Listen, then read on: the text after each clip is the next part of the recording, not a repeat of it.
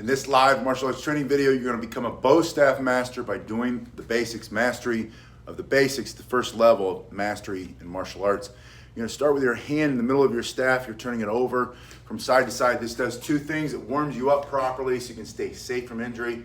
And number two, it's going to build power in your forearm and in your shoulders. You're going to go side to side, put it in the other hand, turning it over, turning it back. Just go as far as it will go. If you use a heavy staff like this, you're going to build power much faster, but you're going to have to start more slowly at first. Once you've done that, you're going to bring it from one hand into the other hand. The pinkies come together, the palms are up, turns out, bring it back in, go side to side, slow is smooth, smooth is fast, take your time. Gradually speed it up, and when you drop it, pick it up. You're probably going to drop it, not here, but later on as we start to speed it up. Glad to be back, Garen. Thanks for being here. Going side to side. Now put it back into the first hand, and you are going to turn it sideways with it out to the side of your body. This is to fire the muscles in the side, in the back of your shoulder. You have three heads to that deltoid, or that shoulder muscle. This is going to activate the other two. The first one is getting it right there in the front, building some power there. Going side to side, put it in the other hand, turn it over and back. Do that for 30 seconds to become a bow staff master. You're going to be a bow staff master very soon, very fast, if you do the basics and you do them every single day, but just a little bit at a time. Learn how to do a little bit. Now you're going to go side to side again, just like you did here. But you're going to put it over the head this time. And again, this is to activate the muscles, but also to start to move in a different range or different plane of motion. Going overhead. If you bend your elbow, expect to smack yourself in the head. If you don't like that, get your elbows straight. Turn it out. Stomach up and in, abs tight, drop your chin. Always do that when you practice self-defense or fighting, any style. Protect your chin by dropping it. Don't be an easy target to be knocked out, no matter what your style is. You're going side to side. Do that for 30 seconds. Put it back into your front hand. This is your right hand. Put your right foot forward. Now with your thumb, you're going to carve a sideways figure eight, also known as an infinity sign. So you're going from one side of the body to the other side of the body. If you don't have a 6-foot bow staff, use whatever you've got. Use a broom, use a rake handle, use your medium-sized Joe, that 54-inch. Hello, Matthew. If you can't straighten out your arm, Garen says, what if you can't straighten out your arm? Then don't straighten it out. Keep it bent. Go in the range of motion that works for you. There's no way to do it wrong. Martial arts, self-defense always requires that we move our bodies the way we're made, with the limitations that you have now. Sometimes you'll grow, sometimes you won't. Wherever you are, you might stay there. Probably you'll grow, but don't beat yourself up over it. Do what you can with what you've got. Throw it into the other hand, pinky to pinky, palms up. Put that other side forward. Now it's in your left hand. Put your left foot forward. Make yourself a smaller target. It's a basic principle of self-defense martial arts. Make yourself a smaller target. Get hard to hit. You want to be hard to hit, hard to hurt. Learn how to spin this. You're carving that circle on this side, and then you swing it out to this side, going from one side. It's just that sideways figure eight. That's all that is. But go slow enough at the beginning that you get it. Slow it down. When you drop it, pick it up, and expect to drop it. There's nothing wrong with dropping it unless you don't pick it up. Good. Matthew says he keeps a beginner's mind. We call that choshim, Korean word choshim, or phrase, beginner's mind. That means you're always a beginner. I'm a beginner. Every time I pick it up, my body feels like it didn't feel yesterday. Yesterday I had different pain, different aches, different tightness. Today, my knee hurts different places. My hips hurt in a different place. My wrist, for some reason, all day today, I've got some soreness right there. I don't know where it came from. It doesn't matter. I'm going to work out anyway. We were running all day today, all day last week. I've been running. I have about 350 students, children at a school. And with that many people, every once in a while, you get a little whiny complaint We all whine sometimes, right? This hurts, that hurts, my knee hurts, my hip hurts. And I said, it's gonna hurt anyway. It's gonna hurt anyway. You might as well work. You wanna become a bow staff master? Listen to your body, be smart, but move anyway. You have a headache, you're gonna have a headache whether you sit on the couch or get up and spin your staff. So spin your staff. Your stomach hurts, it's gonna hurt if you sit on the ground, if you lie down in bed. If you need to throw up, go throw up and come back and get back to work. You're taking it from one side to the other side. Yeah, Garen says best martial arts focuses on the basics. You want to be a master, you've got to master the basic level first.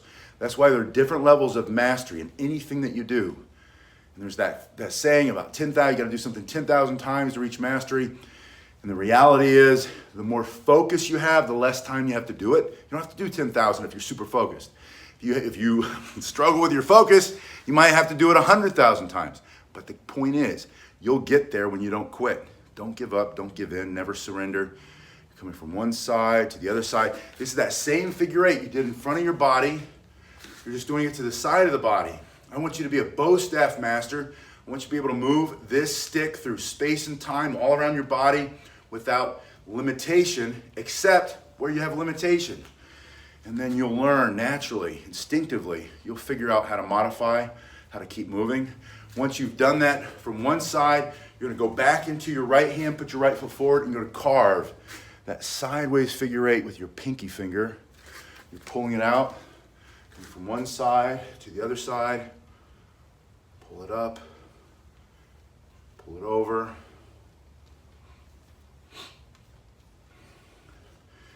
Then put in the other hand.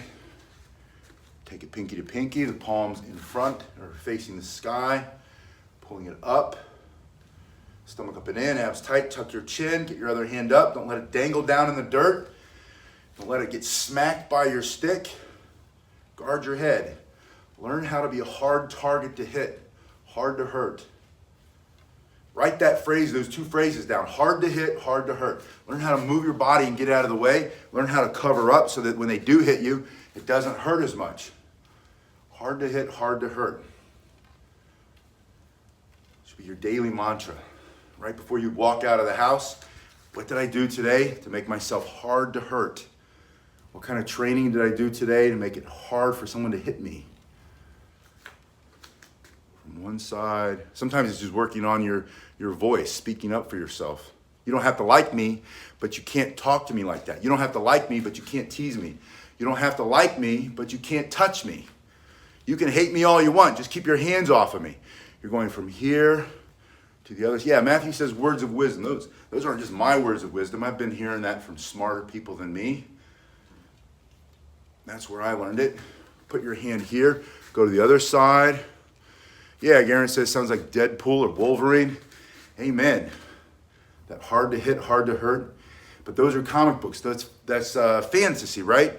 The reality is you can make yourself without those extra special bones and whatever Deadpool's story, I don't know that origin story, but whatever that is, that's fun to think about. But when it comes to practical, real, your life, my life, think about what makes you hard to hurt.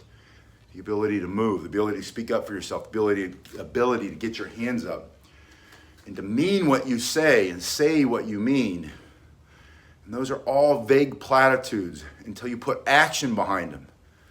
I remember so clearly someone accused me, and they were right. Because I make mistakes all the time. And they said, because I wrote this little book about philosophy on how to work with kids, and they said, it's full of vague platitudes. And I thought about it, and I said, you know what, you're right. Anything that's true can also be untrue. Those are all vague platitudes, but when you start to put some effort into your daily practice, you start to walk your talk, that's where it becomes less of a vague platitude and something real. All right, now I want you to go from hand to hand. Now your feet are just under your body. There's nothing fancy here. Just under your body. You're going to go from one side, and when it's over here, this is your left hand, take it with the right. Behind the left hand, put it over.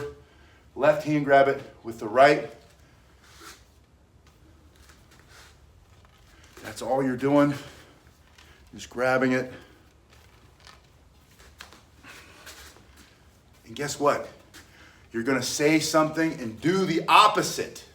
That's going to be true too. You're not always going to live up to your own expectations or the expectations of other people.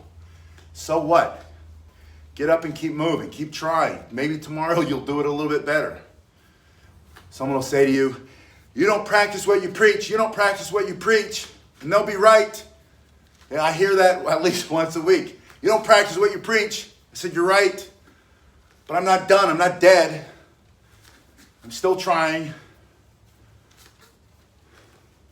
You might not want to give me another chance, but I give myself another chance because I have to. I'm not going to give up and quit. Oh, it was so hard. I wasn't perfect today. Well, no kidding. When have you ever been perfect or had a perfect day? You're going to pull it back. When you bring your palm up, when you're doing the reverse transfer, you're going to take your other hand on the same side of your body. This is your left hand. Take your right hand in front of it. Pull it over to your right side. Take the left hand in front of it. You want to know what a master is? Not somebody who doesn't make mistakes. A master is somebody who learns from their mistakes most of the time, because that master is never If you ever meet a martial arts master and they pretend, act, and you have to watch. Maybe you're putting them on a pedestal. Don't ever put them on a pedestal. And you say to yourself, oh, that person never makes mistakes. They never do this. They never do that. Don't do that. If they're human, they make mistakes. I don't care if it's Bruce Lee, Chuck Norris, any of the movie star actors who played martial artists, or any master this, master that, guru, sifu, sensei, at the martial arts school that you train or you've trained with, or maybe you've trained with me in person in my martial arts schools. Guess what? I'm not perfect. But that's good because neither are you. And if we can understand that it's a journey and it's not a destination, then we can reach some peace of mind. And then when you make a mistake, own it. Worst thing you can do is pretend that you're perfect and then you never make a mistake. And then you're hiding it. You're going to take it in this hand and go behind your back, pull it out in the other hand. Going from side to side, behind the back. You can't be a bow staff master if you can't go behind your back and overhead. Putting your right hand, turn your thumb up, grab it with your left hand, thumb up.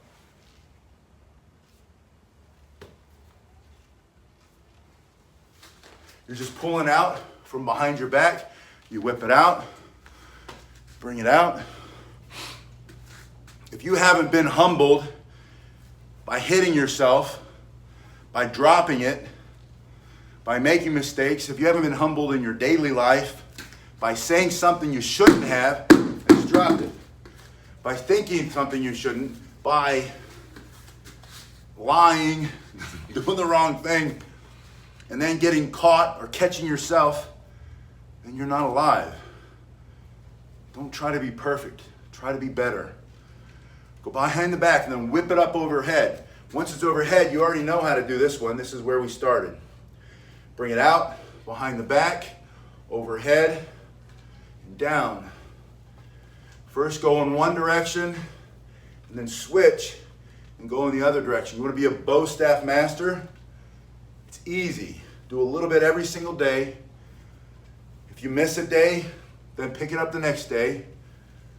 And when you drop it, pick it up. Every time you feel like something doesn't feel right, my shoulder feels weird, I'm bringing it down. If the muscles are tight, okay, slow it down. My range of motion is off.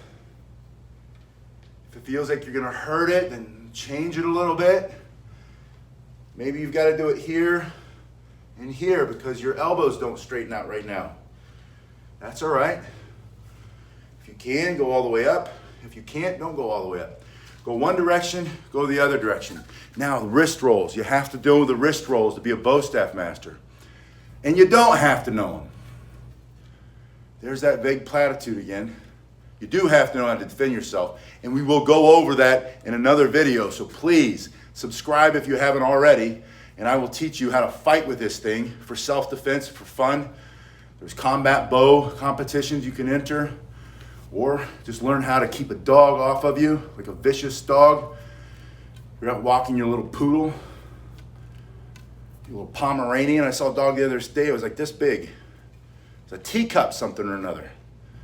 And I thought, that's like one bite. That's one bite for a pit bull. Maybe you're out there walking your teacup poodle or whatever it was. And here comes a pit bull off the leash, 2 or 3 of them. And all you have is a 6-foot stick made out of hickory to defend yourself with. Better than using your skin. Yeah, Matthew says he's always happy to work through the pain. And that's the reality. Matthew, I know just from our conversations, has a lot of pain and physical limitations for many, many years. Maybe forever. I grew up, my brother always was like that. He was always in pain, always had limitations because of his health. He accomplished a lot because he didn't quit, he didn't give up, he didn't feel sorry for himself. He did, because we all do. But the key is, don't feel sorry for yourself so long that you miss your life. Feel sorry for yourself for about 20 minutes, once a month. That's a little long, maybe 5 minutes. Write it down, and then rip it up, throw it in the trash, and then start another list. All the things you still can do. You'll find that if you focus on what you can do, you do more of it. You focus on what you can't do, you get a big, long, whiny list, you have yourself a pity party. Everybody shows up and tries to tell you how much their life is worse than yours. That's why pity parties are no fun. So feel sorry for yourself a little. Yes, you can't do this. Yes, your limitation is that. Okay. Don't let that be a reason to stop. Once you get your wrist rolls, you're going to go side to side again. You're going to go over the back of one hand and the back of the other hand. Side to side, and that's where I want you to finish. You're going to do that until you burn your shoulders out, and then we'll pick it up on the next video.